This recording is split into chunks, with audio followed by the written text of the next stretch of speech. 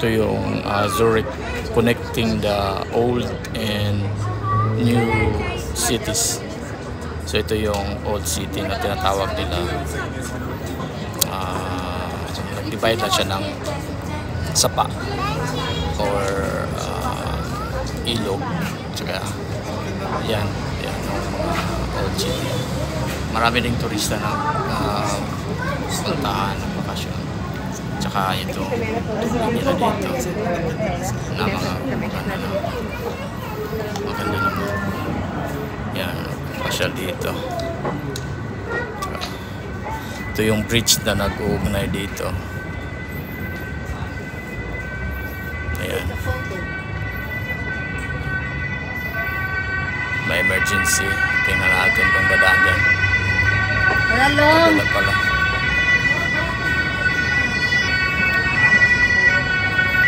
Pero talaga.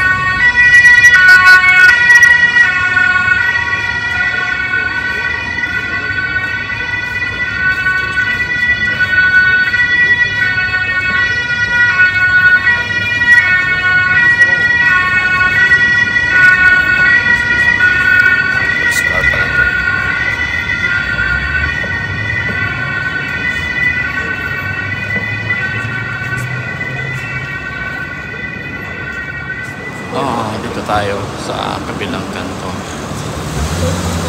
Punta tayo ng old city of Zurich. Dalawa kasi yung area nila dito, yung bagong city at saka yung old city. Napunta kami doon pero hindi kami naka-run sa labas, hindi kami nakapasok na sa city. Kaya balik kami ngayon. Wala naman kaming gawin. So, sana makita namin. Ito yung mga magagandang bulaklak dito sa loob ng Zurich. May restaurant dito. Maganda din yung ambience.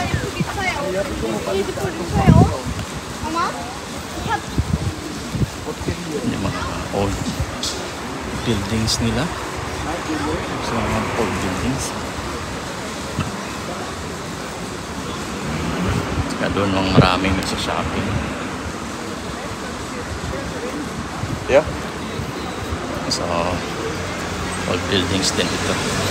Daming mga shopping center dito. Isa sa mga streets dito ng Zurich. It's like shopping center. May mga bagong construction pa dyan. Puro mga sales dito. Halos tanan sales. Saka ito yung busy street dito. Pedestrian. May mga shopping center din dito.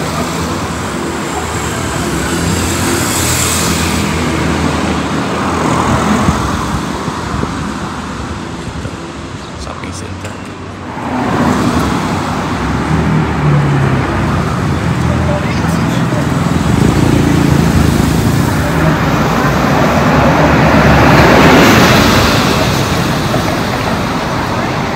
Ito yung mga magaganda dito ng mga sasakyan.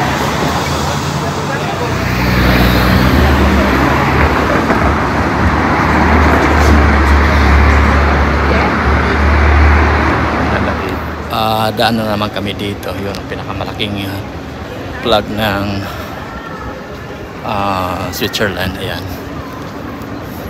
So cross tayo dito. Bangpa na naman yan dyan. Brand ninyo. Cadillac. Cadillac. Trap na naman to. Saka dito tayo. May mga old kulik na. Labasan tayo. Ito.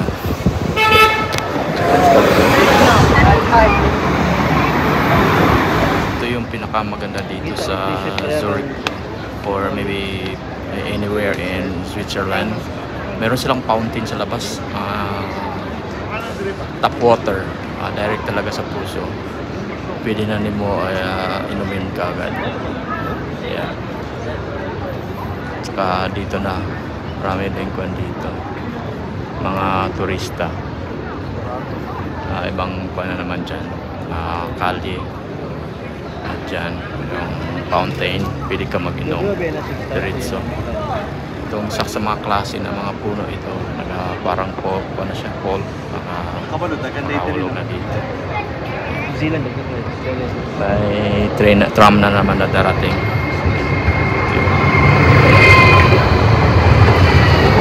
Pinakauso dito, tram transportation. May malaking relo. Ito talaga yung pinaka source ng Swiss knives at saka tawag na to relo, Swiss watch talaga. Ayan.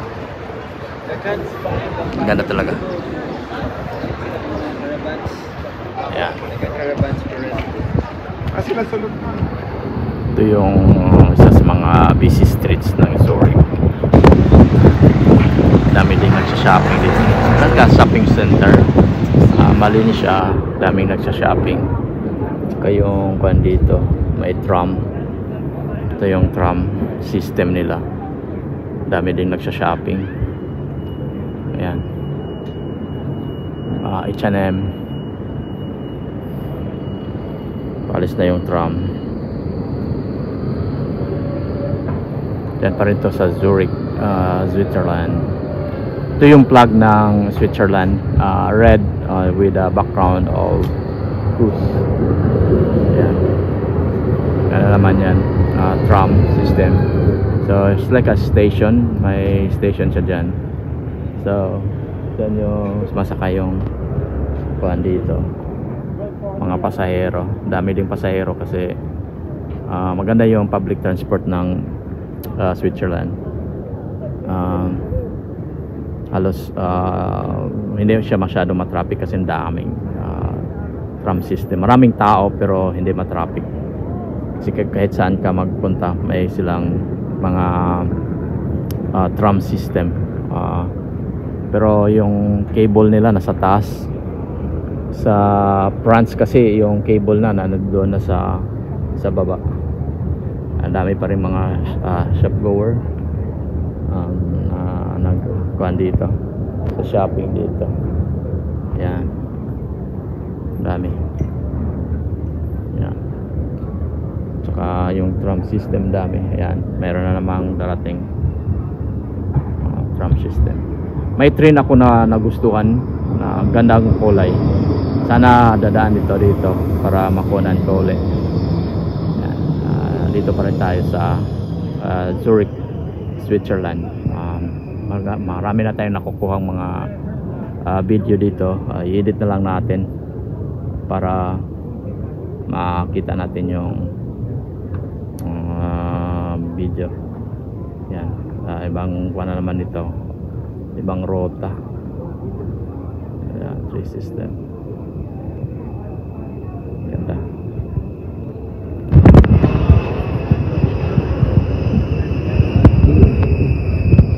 May brake pala ito. Kita mo yan, may mag-brake pala siya. Hindi siya hindi maabutan. Galing. Saka ito yung plug ng Zurich. Galing. Ayan. So ito ang Zurich, Switzerland. My one of the bucket lists.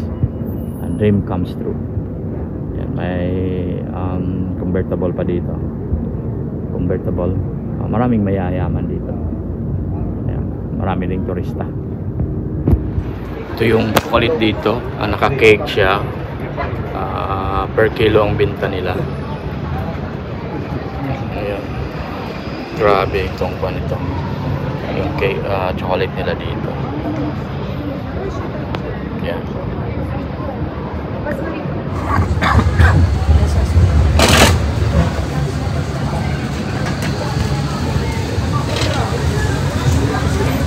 Doon muna tayo. Ako na gusto nga, tabok-tabok ako. Kailangan talaga magtipid kasi pag hindi, malaki yung gastos sa mahalaman na ito sa Switzerland. 3 days kami dito. 3 days and 3 nights and 4 days. So malaki-malaki yung budget. Kaya kailangan talaga na. Dito kami ngayon mag-lunch. Donald, mas mura kasi kailangan talaga ng magtipid. Kasi mahirap pag puro ka high-end na pagkain, ubos mo yung pera. Ito na naman tayo. Ito may bus stop area. Saka may train. Yan, maya pa. Saka yan. Train na naman.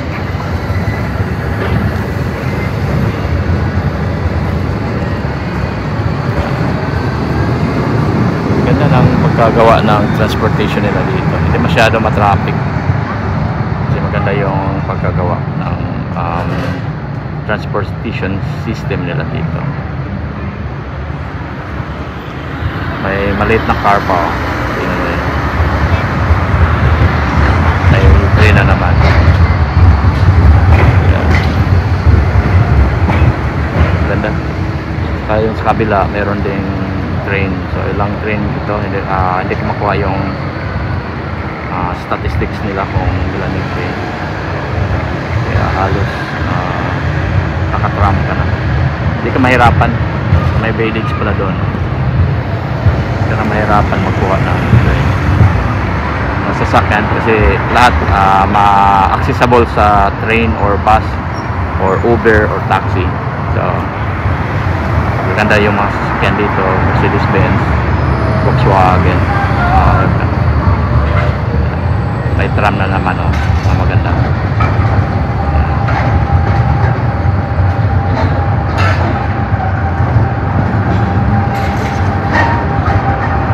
Galing.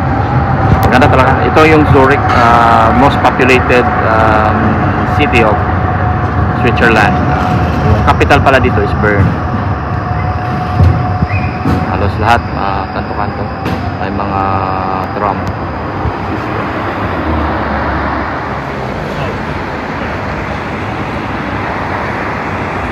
Yung mga building dito. Madaming mga train system. Dami talagang mga tram system dito. Iba-ibang cruising. Ayan. Meron ng kalapit. Pati yung bus nila, naka-electric na. Ayan. Ang ganda yung transportation system nila dito. Ito, naka-bus. Ayan. Kita mo yung kable. Ayan. Electric na yun. Ito, kabila naman. Marami. Hindi ko maubusan na sasakyan. Ayan, iba-ibang ruta, tram ang gamit nila dito. Saka yung bus naman nila, may bus pala na hindi electric, meron ding bus na electric. Halos mga dami.